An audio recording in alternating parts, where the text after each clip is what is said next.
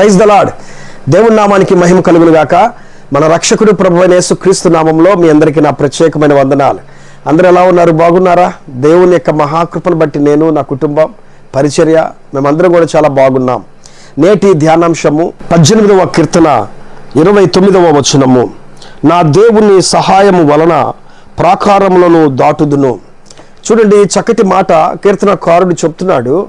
నా దేవుడి సహాయం వలన నేను సైన్యాన్ని జయిస్తాను, ప్రాకారములను దాటుతాను అని చెప్పినటువంటి మాటను మనం ఇక్కడ చూస్తున్నాము.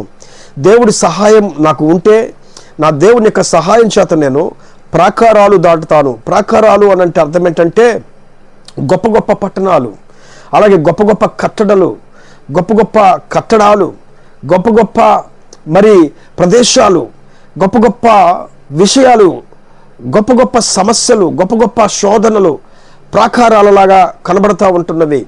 కాబట్టి ఇలాంటి ప్రాకారాలను మనం దాటాలంటే మన యొక్క సహాయం మనకు పనికిరాదు, మన ఆలోచన పనికిరాదు, మన తెలివితేటలు, మన జ్ఞానము పనికిరాదు. మనం ఎన్ని ప్రయత్నాలు చేసినా అవన్నీ కూడా వ్యర్థమే ప్రియులారా.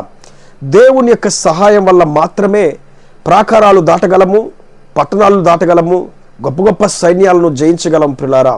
బైబిల్ గ్రంథంలో మీరు చూసినట్లయితే దేవుడు తన యొక్క బలము చేత, శక్తి చేత, ఆశ్చర్యకరమైనటువంటి అద్భుతాల చేత ఆయన ఐగుప్తుల నుంచి ఇశ్రాయేలు ప్రజలను విడిపించినప్పుడు వారు వెళ్తున్నటువంటి త్రోవల్లో ఎన్నో ప్రాకారాలు అడ్డుగా వచ్చేసినవి. యెరికో పట్టణము ప్రాకారము అడ్డుగా వచ్చేసింది. ఆ ప్రాకారమును దాటడానికి ప్రజలు పోనివ్వలేని పరిస్థితి. ఆ యెరికో పట్టణస్థులు అడ్డుకుంటూ ఒక పెద్ద గోడ తలుపు మూసేసి తీయకుండా అటు వాళ్ళు ఇటు ఇటు అటు వెళ్లకుండా ఆ తాళాలు వేసేసుకొని బిగబట్టుకొని ఉంటే ఇశ్రాయేలు ప్రజలు దేవునికి మొరపెట్టి ఒకే రోజున దేవునికి ప్రార్థన చేసి 7 బూరలు ఊదుతూ వారందరూ కూడా కుండలను పట్టుకొని 7 బూరలను ఊదుతూ వారందరూ కూడా ప్రాకారము చుట్టూ నడుస్తూ ఒక్కసారిగా అరుస్తూ కేకలేస్తూ దేవుని నామాన్ని మహిమపరిచి బూరలు ఊదుతూ ఆ కుండలను పగలగొట్టగా అక్కడ ఉన్నటువంటి ప్రాకారము పడిపోయినట్లుగా, ప్రాకారము బ్రద్దలైపోయినట్లుగా మనం బైబిల్లో చూస్తున్నాం. అంత మాత్రమే కాదు కానీ ఆ యెరికో గోడ పడటం కాదు, వారు లోపలికి వెళ్ళిపోయి ఆ మహా గొప్ప పట్టణంలో నివసిస్తున్నటువంటి, ప్రాకారంలో నివసిస్తున్నటువంటి శత్రువులను అందరినీ సంహరించేసేశారు. దేవుని యొక్క సహాయం వల్ల వారు ప్రాకారాన్ని దాటగలిగారు పిల్లారా. చూడండి, వాళ్ళు ఎప్పుడు ఇదివరకు యుద్ధాలు చేసిన వాళ్ళు కాదు, వాళ్ళు ఎప్పుడు యుద్ధాలు నేర్చుకున్న వాళ్ళు కాదు, యుద్ధ వీరులు ఎవరు వారిలో లేరు. వారు ఎప్పుడు కూడా బానిస జీవితాన్ని గడిపారు, బానిస బ్రతుకునే జీవించారు. వారు ఎప్పుడు కూడా చాలా కష్టపడుతూ బ్రతికినటువంటి మనుషులు. ఆయుధాలు ఎలా ఉంటాయో తెలియదు, ఆయుధ సామాగ్రి ఎలా ఉంటుందో తెలియదు, వాటిని ఎట్లా ఉపయోగించాలో కూడా వారికి తెలియదు. కానీ దేవుని యొక్క సహాయం వల్ల శత్రువు మొట్టమొదటిగా వారికి ఎదురుగా వచ్చినప్పుడు వారిని జయించగలిగారు. వారి చేతిలో వీరు గొప్ప విజయాన్ని పొందుకున్నారు.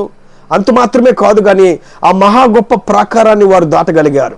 అలాగే హాయి అనే పట్టణానికి వెళ్ళినప్పుడు కూడా అక్కడ మరి ఫస్ట్ టైం వెళ్ళినప్పుడు ఇశ్రాయేలు ప్రజలు కొంతమంది చంపబడ్డారు. భయం వేసేసిద్ది, అయ్యో అని చెప్పి భయపడి పారిపోయి వస్తారు. తర్వాత వారి తప్పు వారు తెలుసుకొని వారిలో ఎవరో తప్పు చేశారని గమనించి ఆ తప్పును విడిచిపెట్టి, ఆ తప్పును ఒప్పుకొని, ఆ తప్పును తెలుసుకొని సరిచేసుకున్న తర్వాత హాయి పట్టణం మీదకి మరలా వెళ్ళినప్పుడు ఆ హాయి ప్రాకారమును జయించగలిగారు, ఆ పట్టణమును కొల్లగొట్టారు పిల్లారా. బైబిల్ గ్రంథంలో ఇలాంటి పట్టణాలు చాలా ఉన్నవి, ప్రాకారాలు చాలా ఉన్నవి. అలాంటి ఎన్నో ప్రాకారాలను దేవుడు దాటించుకుంటూ తన ప్రజలను ముందుకు తీసుకుని వెళ్ళాడు. అలాగే ఆ వాక్యాలన్నీ మనకేం తెలియచేస్తున్నాయి అంటే, నీ ముందర ఎన్నో ప్రాకారాలు ఉన్నవి. నీ కష్టము ఒక ప్రాకారంగా, నీ అప్పులు ఒక ప్రాకారముగా, నీ శ్రమలు ఒక ప్రాకారంగా, నీ మీదకి వచ్చేటువంటి నిందలు ఒక గొప్ప ప్రాకారముగా, ఎన్నో ఎన్నో కట్టడలు నీకు ఒక ప్రాకారముగా ఉన్నవి. వాటన్నిటిని దాటుకొని వెళ్ళాలంటే నీ వల్ల కాదు, నీ బలము వల్ల కాదు, నీ జ్ఞానము వల్ల కాదు, నీ శక్తి సామర్థ్యాల వల్ల కాదు, మన దేవుని యొక్క సహాయం వల్ల మాత్రమే వాటన్నిటిని దాటుకొని మనం వెళ్ళగలుగుతాము. కాబట్టి దేవుని యొక్క సహాయాన్ని పొందుకొని దేవుని యొక్క సహాయం చేత ముందుకు వెళ్దాము. ప్రాకారాలు ఎన్ని అడ్డుగా వచ్చినా వాటన్నిటిని దాటించేవాడు మన దేవుడు. ఇత్తడి తలుపులను పగలగొట్టువాడు, ఇనుప గడియలను విరగొట్టువాడు, మన ఎదుట ఉన్న ప్రాకారములను పడగొట్టి నడిపించువాడు మన దేవుడు. కాబట్టి ఆయన ముందర ఉండగా మనమందరము కూడా భయపడకుండా ధైర్యంగా ముందుకు వెళ్దాం. సమస్యలను చూసి భయపడబాకండి, కష్టాలు చూసి భయపడబాకండి, శ్రమలు, నిందలు, ఇలాంటి ఇబ్బందులను చూసి మీరు భయపడకుండా ధైర్యంగా ముందుకు వెళ్ళండి. నీ ముందు నడుచువాడు నీ దేవుడైన యెహోవా. ఆయన ప్రాకారములను పడగొట్టుకుంటూ, ప్రాకారములను అణచివేస్తూ నిన్ను దాటించుకుంటూ తీసుకుని వెళ్ళేవాడు. అంతిమ విజయం మనదే, అంతిమ విజయం దేవుని యొక్క బిడ్డలదే. దేవుడు తన సన్నిధిలో మిమ్మల్ని అందరినీ కాపాడి గొప్ప గొప్ప ప్రాకారాలు, నిన్ను చుట్టుకొని ఉన్నటువంటి లోక సంబంధమైన ప్రాకారాలు అన్నిటినీ దాటించి నిన్ను బలవంతుడైనటువంటి దేవుడు ముందుకు తీసుకుని వెళ్ళునుగాక. ఆమేన్. ప్రేమ కలిగిన తండ్రి, గొప్ప దేవుడు యేసయ్యా, ఈ వాక్యం ఎంతమంది అయితే విని ఉన్నారో వారి జీవితంలో అద్భుతమైన కార్యాలు జరిగించండి. ప్రాకారములను జయించువాడువు నీవే, దాటించువాడువు నీవే, వాటిని పడగొట్టువాడువు నీవే నా ప్రభువా. ఇదిగో నా తండ్రి, నీ బిడ్డలు గొప్ప గొప్ప ప్రాకారాలు చిక్కుకొని ఉన్నవి.